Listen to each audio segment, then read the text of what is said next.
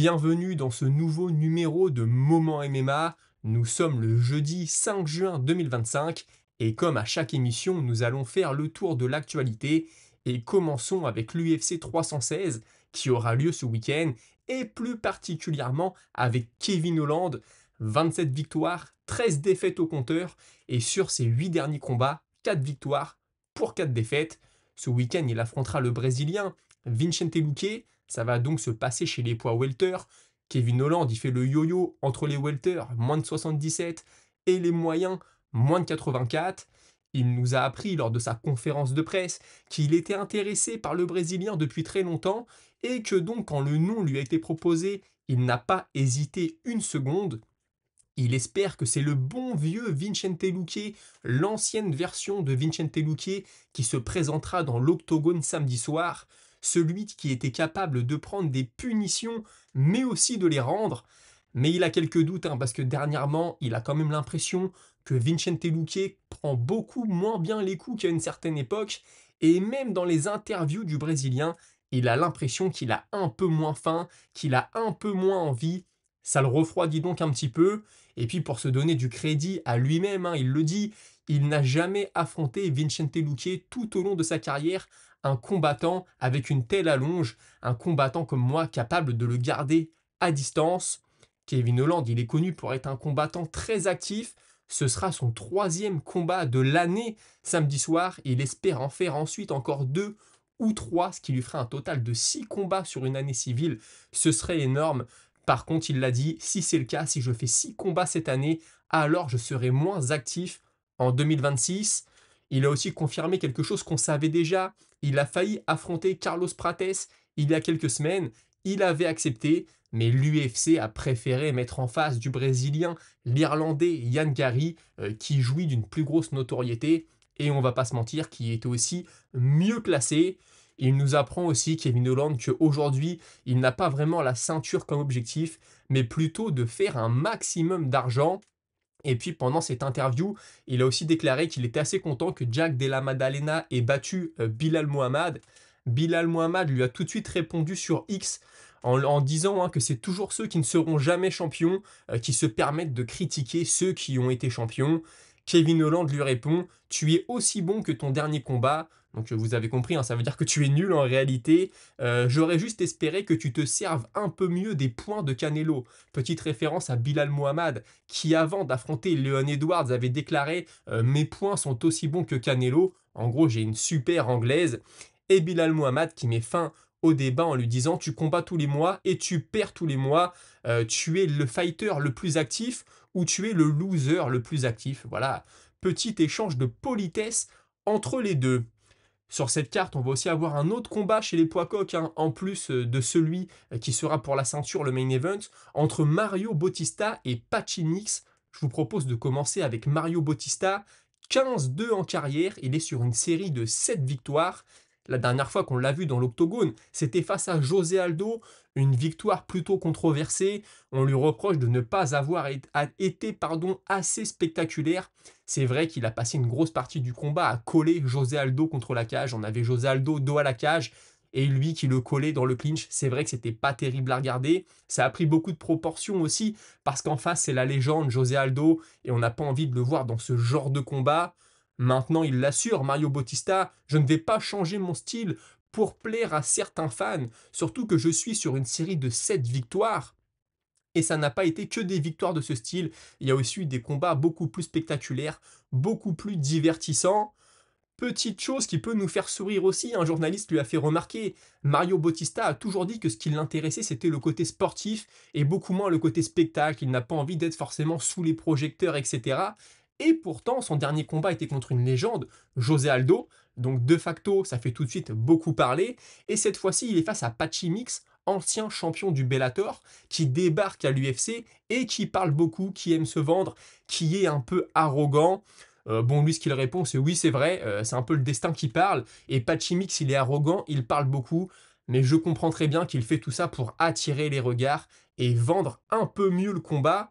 Si on parle du côté sportif maintenant, il estime que Patchy Mix est un très bon challenge, qu'il sait qu'il est très bon, il a souvent entendu parler de ses prouesses à l'entraînement, et puis bien sûr tout ce qu'il a vu dans la cage aussi, hein, on le sait très bien.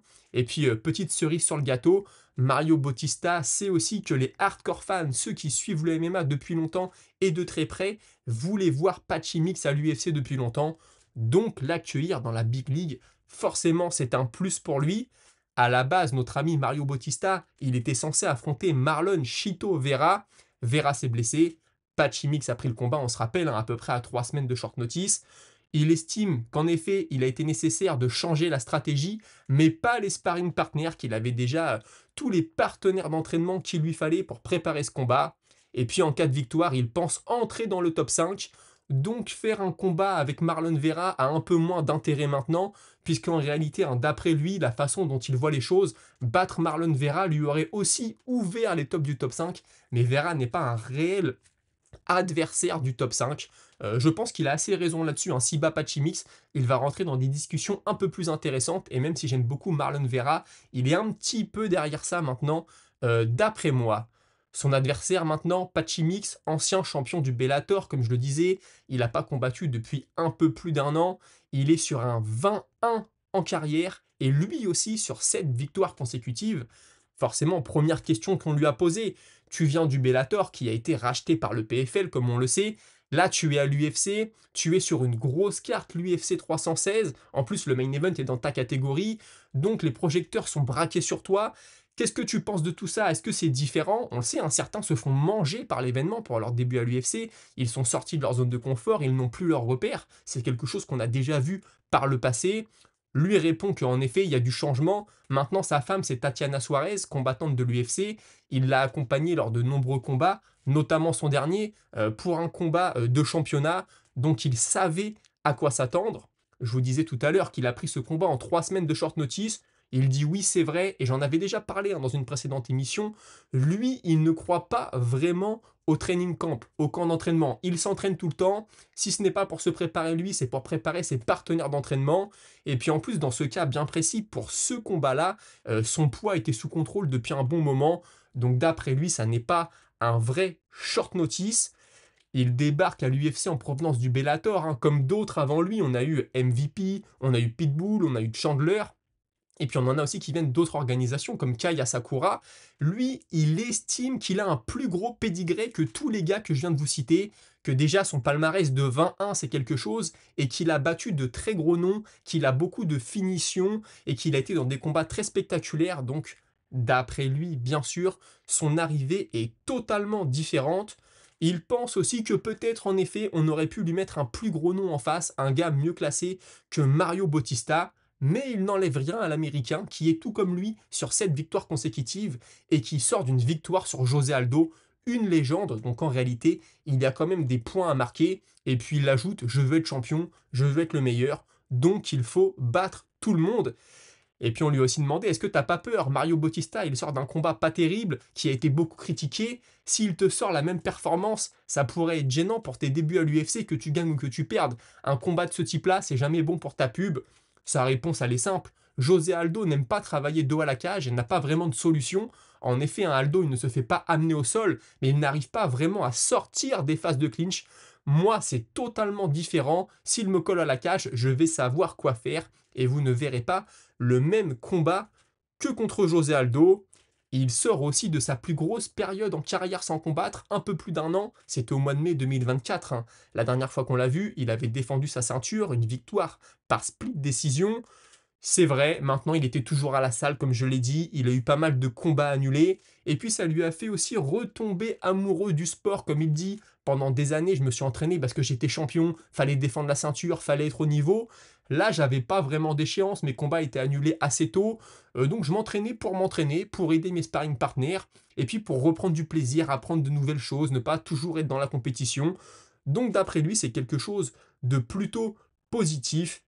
Et puis il a conclu en disant qu'il est sûr d'être le meilleur du monde, mais que maintenant qu'il est à l'UFC, il va pouvoir le prouver, et démarrer sur cette carte de l'UFC 316 est très important à ses yeux, puisque bien sûr, le champion de la catégorie, Merab Dvalishvili, défend sa ceinture en main event face à l'ancien champion Sean O'Malley. Et puis il a fini avec une petite pointe d'humour, j'ai envie de dire. C'est vrai qu'il est assez arrogant, il parle beaucoup, il dit oui, je suis le meilleur, etc.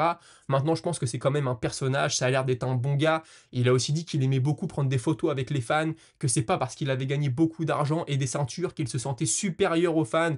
Il prend beaucoup de plaisir à parler avec eux, à les suivre sur les réseaux sociaux, etc. Et puis il a voulu avoir un petit pic pour Mario Bautista, hein, en disant qu'il allait le détruire, qu'il allait le soumettre, et qu'ensuite il allait soumettre son coach de Jiu-Jitsu, et puis finir par soumettre toute son équipe. Bon voilà, ça on le sait, hein, c'est le côté je me vends, j'en dis un peu trop, je fais une belle phrase qui finira en titre des magazines et dans les vidéos YouTube, ça a marché, en tout cas avec moi. Un mot du main event quand même, on en a beaucoup parlé dans la dernière émission, un mardi, je vous invite d'ailleurs à aller la voir. Et Sean O'Malley, alors là, je comprends pas trop sa sortie, parce qu'il a déclaré pendant son interview là d'avant-combat qu'en réalité, battre Merab était beaucoup plus important que gagner la ceinture. C'était un peu comme quand il avait perdu contre Chito Vera la première fois, il voulait absolument cette revanche. Et bien cette fois, c'est pareil, il faut battre Merab Dvalishvili, c'est ce qu'il y a de plus important à ses yeux. Dans la dernière interview que j'ai entendue de lui pour ESPN, pourtant il n'avait pas vraiment ce discours. Il disait oui, si je n'avais pas eu ce rematch, cette revanche, et bah c'est comme ça, je serais passé à autre chose, etc. J'ai l'impression qu'il veut aussi un peu, bien sûr, vendre le combat. Maintenant, je peux comprendre, pour un compétiteur, tu veux battre le gars qui t'a battu. Ça peut parfois être plus important à tes yeux pour toi, pour ta confiance en toi, que la ceinture. Surtout que Sean O'Malley, il a déjà été champion, il a déjà fait de l'argent. T'as d'autres combattants, c'est différent. Prendre la ceinture, ça veut dire gagner énormément d'argent. Lui, il a gagné beaucoup d'argent avec la ceinture, mais aussi avant d'être champion, il l'avait dit, la ceinture c'est bien, mais moi je gagne déjà des sommes que gagnent les champions, voire même plus que grâce à ce que je fais dans la cage, mais aussi tout ce que je fais en dehors. Et parler de Merab contre Sean O'Malley me permet de vous citer un commentaire qui reflète plutôt pas mal votre pensée générale, hein. Très peu d'entre vous voient Sean O'Malley s'imposer, et donc je vous cite David Gauthier. J'adore Merab Dvalishvili, même si son style n'est pas le meilleur, on va pas se mentir, mais il reste actif, il veut affronter tout le monde, c'est un super champion. J'espère qu'on verra un nouveau Sean O'Malley 2.0. On peut s'attendre à un gros fight. Moi, c'est pareil, Merab, on le critique parce qu'il ne finit pas ses combats. Maintenant, je trouve qu'il est quand même assez agréable à voir combattre et on ne peut pas lui reprocher. Il est actif, il a pris la ceinture en septembre, il l'a défendue en janvier, il la redéfend au mois de juin. Chapeau à lui. Et c'est vrai que dans les commentaires, personne ne m'a dit qu'il voyait Sean O'Malley s'imposer. Ceux qui m'ont dit ça, c'est voilà, j'ai Merab favori. Si Sean O'Malley s'impose, c'est sur un KO. C'est un peu mon avis à moi aussi, même si tout peut se passer. Et puis, dernière information très importante sur ce combat en particulier. Sachez que Sean O'Malley a déclaré qu'il n'allait pas se teindre les cheveux pour ce combat. Ce sera la première fois que vous le verrez combattre sans teinture dans les cheveux depuis 2020. Voilà, ça va changer toute votre idée que vous vous faites de ce combat. Et puis avant de passer à la suite, suivez-moi sur Patreon pour retrouver toutes les émissions YouTube en format podcast. C'est gratuit et ça sort dès que j'ai enregistré. Donc là, ce matin, à 11h du matin, ça va être posté sur Patreon. Sur YouTube, c'est à 17h. C'est gratuit, il y a aussi du contenu exclusif, n'hésitez pas à aller voir. Et puis notre ami du UFC Analyse et Pronostic, ça y est, il a sorti sa vidéo sur l'événement du week-end, allez-y, vous allez y apprendre plein de choses, notamment que Kevin Holland est ultra favori face à Vincent Luque, chose que je ne pensais pas qu'il soit aussi favori, pour être honnête avec vous. La transition est parfaite, j'ai parlé de Sean O'Malley. Souvenez-vous, Sean O'Malley, il y a quelques années, sur la carte de McGregor contre Poirier 3, c'était même l'undercard à l'époque, il affrontait un certain Chris Moutinho, un combattant qui signait en short notice à l'UFC. Le gars était peintre en bâtiment et faisait des combats de MMA à côté, hein, par passion, il lançait sa carrière. O'Malley l'avait battu, peu de temps après, Moutinho était remercié par l'UFC. Là, il a engrangé pas mal de victoires consécutives et il sera de retour à l'UFC très prochainement. Et il va affronter notre ami Malcolm Wellmaker. Encore une fois, la tâche ne sera pas facile, mais c'est un bel exemple, je trouve, Chris Moutinho, d'abnégation. On va chez les poids lourds maintenant, avec un vétéran, un très gros poids lourd, Derrick Lewis, qui a déclaré: j'adore combattre, mais il y a 10 ans, je ne pensais pas que je combattrais jusqu'à 40 ans, mais quand ils sont venus vers moi avec ce contrat, alors je me suis dit c'est parti, je vais même combattre jusqu'à 50 ans. Derrick Lewis, il semblerait donc qu'il ait signé un contrat bien juteux avec l'UFC. Il nous a régalé avec de très beaux KO tout au long de sa carrière, de belles phrases au micro aussi, hein. On s'en souvient. C'est mérité pour lui, même si parfois, bien sûr, hein, il y a eu des combats un peu moins intéressants à regarder, mais tout de même, rappelons qu'il a eu sa chance à la ceinture des poids lourds face à un certain Daniel Cormier. On reste dans la catégorie reine avec Tom Aspinall. Je disais dans la dernière émission qu'il avait décidé de tourner la page avec John Jones. Eh bien, sachez qu'il veut maintenant combattre 2 fois avant la fin de l'année. Il le dit, voilà, John Jones, c'est bien, il nous a dit 50 fois qu'il allait revenir, qu'il était le GOAT, qu'il allait pas revenir, mais qu'il était quand même le GOAT. Et bien maintenant, je passe à autre chose et je veux combattre 2 fois avant la fin de l'année. Très bonne initiative, très bonne pensée de Tom Aspinall qui, comme je l'ai déjà dit plusieurs fois, est à son prime, est au top et ce serait dommage de gâcher ça. Descendons d'une catégorie maintenant avec Alex Pereira, l'ancien champion des moins de 93 et des moins de 84. La dernière fois qu'on l'a vu, il perdait sa ceinture des moins de 93 face à Magomed Ankalaev. Un combat, c'est vrai, dans lequel il n'a pas été génial, hein, même s'il ne s'est pas fait mettre KO, il ne s'est pas fait finaliser, mais c'était pas top. Ce qu'il dit, c'est qu'il a pris le temps de se remettre, il a pris quelques mois off, il avait des blessures qui traînaient de son année 2024 dans laquelle il a été très actif, que les choses se remettent dans l'ordre pour lui et que très prochainement vous aurez des nouvelles et son prochain combat sera annoncé. En parlant d'annonces de combat, on passe à des annonces et des rumeurs et il semblerait que Bryce Mitchell descende d'une catégorie, qu'il passe des poids plumes au poids coq et il pourrait affronter le 26 juillet prochain à Abu Dhabi un certain Saïd Nurmagomedov. Alors c'est pas le Nurmagomedov le meilleur qu'on ait connu à l'UFC. Maintenant pour Mitchell, c'est aussi l'opportunité de prendre un nom. Il aura battu un Gracie et un Nurmagomedov s'il gagne, bien sûr, mais c'est aussi un combat assez risqué, hein. L'Américain, le fier Américain, je pense qu'il ne se voyait pas combattre ailleurs qu'aux États-Unis, et maintenant envoyé à Abu Dhabi, territoire hostile pour lui, hein, face à Nurmagomedov. Je pense que l'UFC est en train de le tester très durement. Danny Gay voulait affronter Patricio Pitbull, il semble que ce soit chose faite pour le 19 juillet prochain à la Nouvelle-Orléans. Ce sera la carte aussi de Dustin Poirier contre Max Holloway. Je vous disais il y a quelques semaines que Edson Barbosa voulait combattre, mais que l'UFC ne lui proposait rien. Sachez qu'il n'a toujours pas de nouvelles de la part de l'UFC.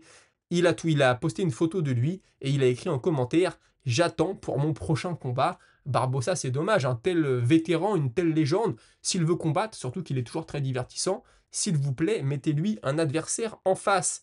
Sergei Pavlovitch, lui, en tout cas, a une date, un lieu et un adversaire, mais il ne nous a pas dévoilé quand, qui et où. J'espère que ça tombera assez prochainement. On avait des doutes, mais c'est officiel, j'en avais pas encore parlé. L'UFC sera de retour à Paris le 6 septembre prochain. Je crois que les préventes seront disponibles à partir du 10 juillet, si je dis pas de bêtises. N'hésitez pas à aller vous renseigner. En général, c'est guichet fermé, donc mieux vaut s'y prendre à l'avance. Et puis le PFL, hein, qui essaye toujours de se démarquer de l'UFC, puisqu'ils nous disent que voilà, le MMA est devenu un sport beaucoup trop cher. Si tu veux te rendre dans l'arène, si tu veux te rendre dans la salle pour voir un show, ça coûte trop cher. Donc eux mettent des tickets en vente à partir de 25 $. Et puis petite rectification, grâce à Emile qui me dit Tsarukyan contre Gamrot, c'était un 5 rounds. Dans la dernière émission, j'avais dit que c'était un 3 rounds. C'est vrai parce qu'on parlait du cardio de Gamrot et je disais oui, mais regardez, on peut critiquer son cardio, il a quand même été au bout contre Tsarukyan et en plus il a gagné. Mais c'était que 3 rounds. Et ben non, en réalité c'était 5 rounds. Une preuve de plus que son cardio peut être au rendez-vous. Les amis, c'était tout pour aujourd'hui. J'espère que vous avez apprécié. J'espère aussi qu'on se retrouvera demain pour un dernier mot de cette UFC 316. D'ici là, n'hésitez pas à me suivre sur tous mes réseaux de Discord à Patreon. Tout ça est gratuit en passant par Instagram et TikTok. Vous aurez sur mon Patreon des podcasts et des contenus exclusifs. Merci à tous d'avoir suivi. Portez-vous tous très bien et à bientôt.